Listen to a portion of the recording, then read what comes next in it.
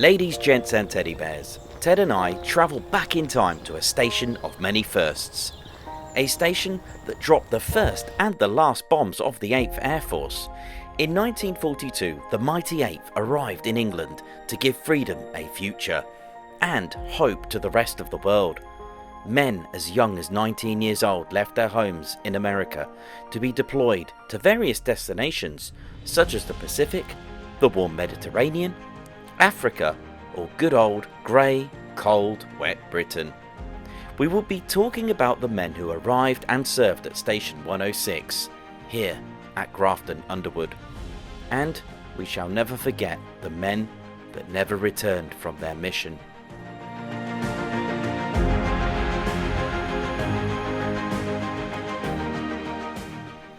Grafton Underwood was built in 1941 and was initially prepared for RAF Bomber Command use. However, the runways weren't suitable for heavy bombers and the runways were finally upgraded to Class A triangular hardened runways.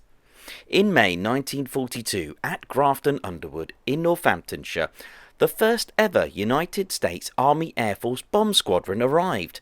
The 15th Bomb Squadron, who operated the Douglas Boston, a twin-engine bomber borrowed from the Royal Air Force.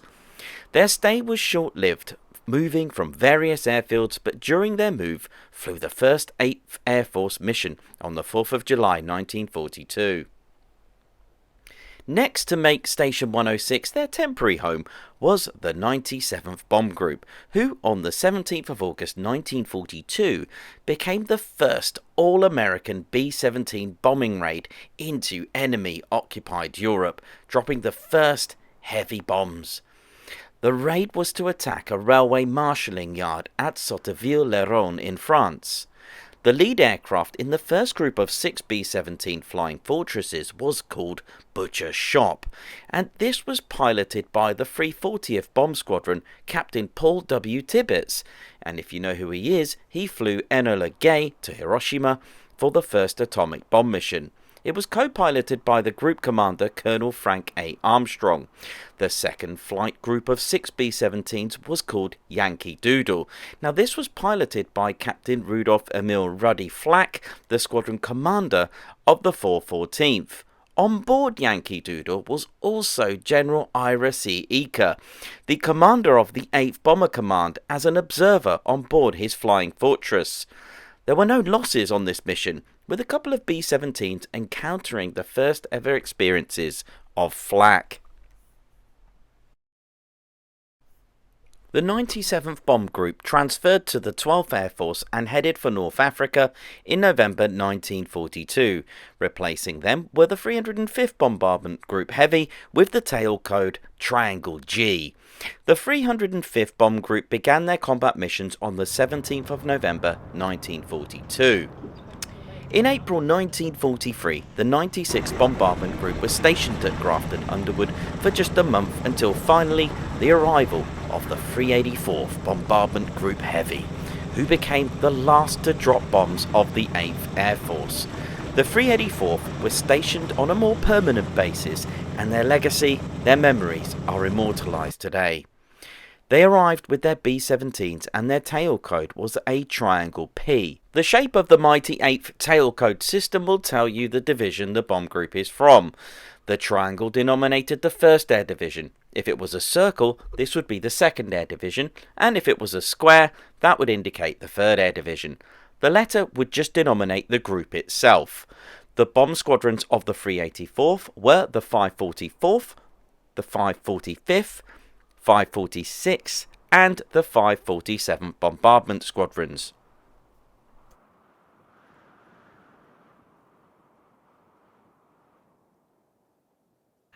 On the 22nd of June 1943, this was the first mission for the 384th Bomb Group.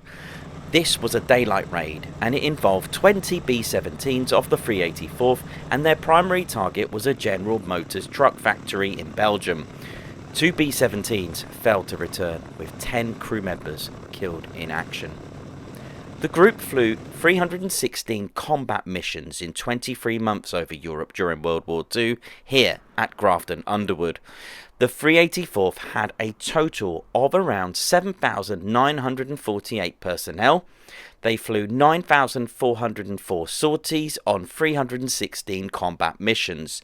They lost 159 aircraft and lost 1,579 men.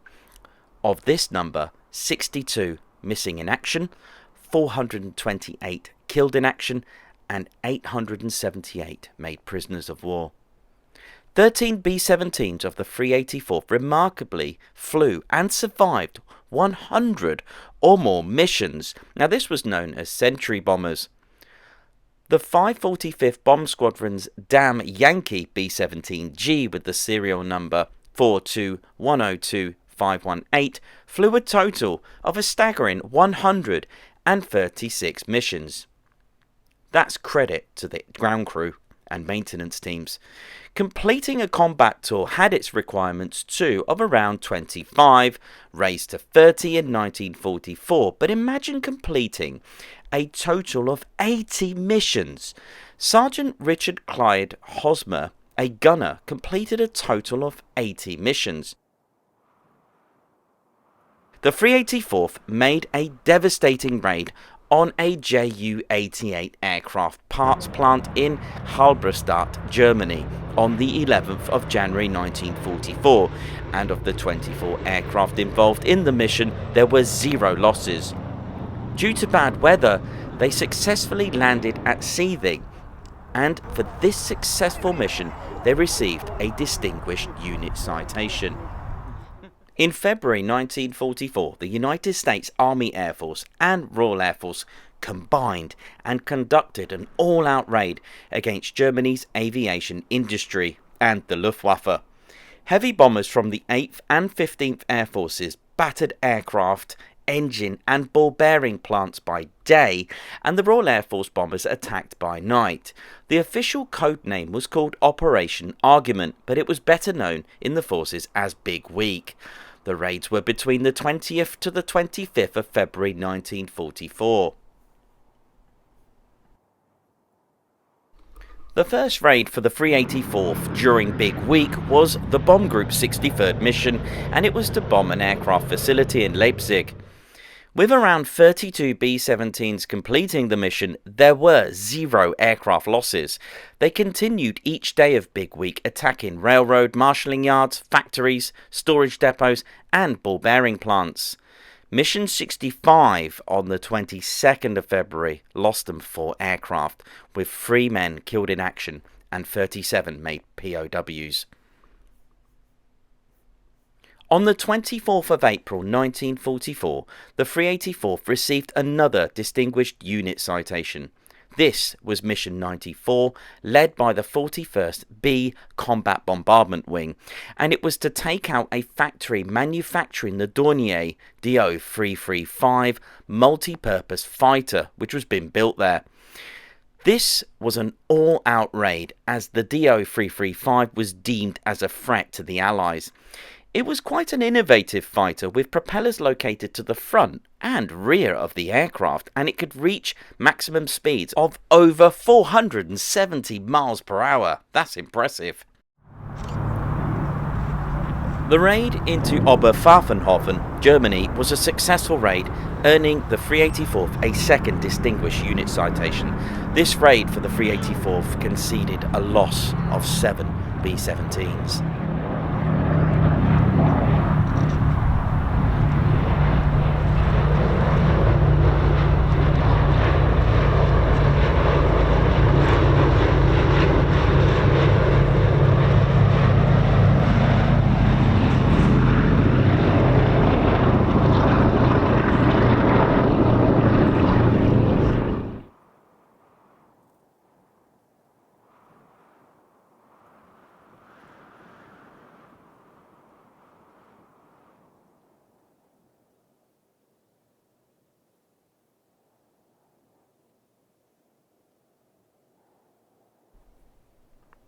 The 384th continued to bomb ports, communication centres, oil facilities, storage plants in Leipzig and Berlin, ports at Hamburg and Emden, and marshalling yards at Düren and Mannheim.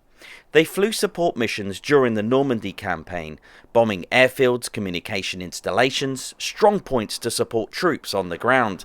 They carried raids on fortifications during the Battle of the Bulge and continued their raids right up to the 25th of April 1945 on the Skoda armament works in Czechoslovakia, their last mission.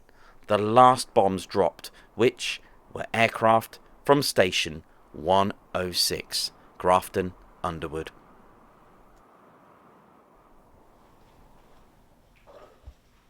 The mighty 8th trained specifically for daylight bombing raids and did not want to change to nighttime bombing raids. Any bombing mission had its dangers from bad weather, defending fighter aircraft of the Luftwaffe, and anti-aircraft fire. The solid formations of 16 or more B-17s offered the greatest protection against attacking fighters due to the amount of machine guns on the B-17s. Hence its name, Flying Fortress. The Luftwaffe, when encountering the B-17s for the first time, found out the hard way. Attacking a formation from the rear or side would be like multiplying the amount of machine guns by the amount in formation and risking, for example, 160 machine guns facing them. Now imagine these were water jets and trying not to get wet. That would be impossible. The Luftwaffe did finally change strategy, which only gave them a 1 second window. They worked out the most effective method would be to strike the B-17 formations from the front and dive from 12 o'clock high, diving down onto the aircraft. This was the less defended section, and hitting through that plexiglass and striking it would be a devastating blow to the B-17s. However, you only had to do the physics to this to work out the perils of this kind of attack. If you've got a 109 travelling at 250 miles per hour and a B-17 flying at that same speed, 250 miles per hour, then that head-on combined speed is 500 miles per hour. If you put that into perspective, then if you were the 109 pilot, each second means you've just got 220 metres closer to that B-17. This would mean even if successful strikes on the B-17, you would need time to avoid crashing into the B-17, but also to be able to pull up away from the blast and debris. Many fighter aircraft of the Luftwaffe adjusted their guns to compensate for this.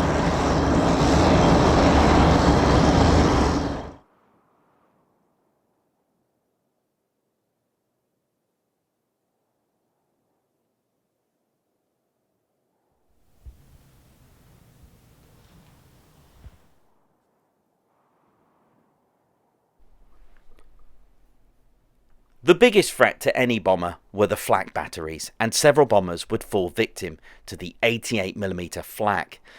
One method was to try to weave and zigzag towards the targets, trying not to get hit by the flak, but this caused unsuccessful hits to the targets. Lieutenant Colonel Curtis E. LeMay of the 305th Bomb Group changed this strategy in 1942. He decided that flying in a zigzag and weaving over the targets was not only making the targets harder to hit, but you were staying under flak for a longer period of time and in their range. So it was LeMay that changed to a straight line strategy, more accurate and less time under the flak sight, but also made sure that the sun was behind them when on a bomb run, so that flak gunners would be looking more into the sun.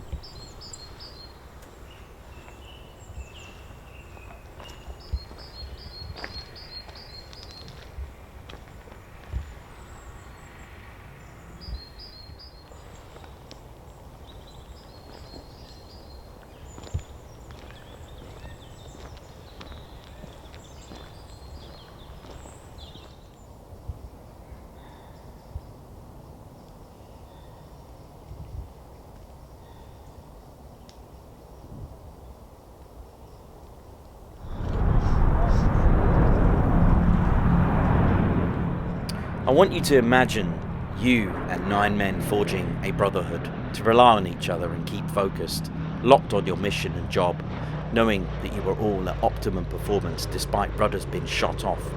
tails ripped apart by enemy fire, hundreds of holes in your fuselage pierced by flak, shards and splinters of flak hitting your skin and tingling. That cold razor-sharp air. The plexiglass has just been hit, shattered into millions of pieces.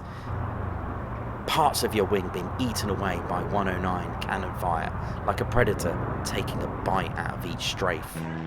Discipline must always be sustained. You still need to keep focused and in formation while you're seeing a fellow B-17 torn apart, snapping in half, falling helplessly to the ground. You see that glow and flash. You expected the worst, but hoping your men bailed out. It is cold in your B-17. You need gloves inside, or you could freeze your fingertips if you touch the fuselage. Guns freeze, guns jam, chunks of fuselage ripped out, low fuel. Your men have all sorts of flak ripped into each limb, and then you hear the worst. Bandits! 6 o'clock, a formation of 109s. They're coming to have another go. The brave men. Hours of boredom, moments of horror.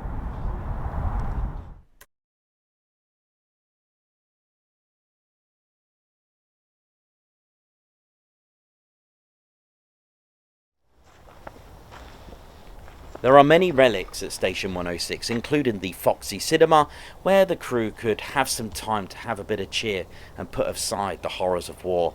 There is also an officers' club as well, and also a delight to see they are building a 384th Bomb Group museum.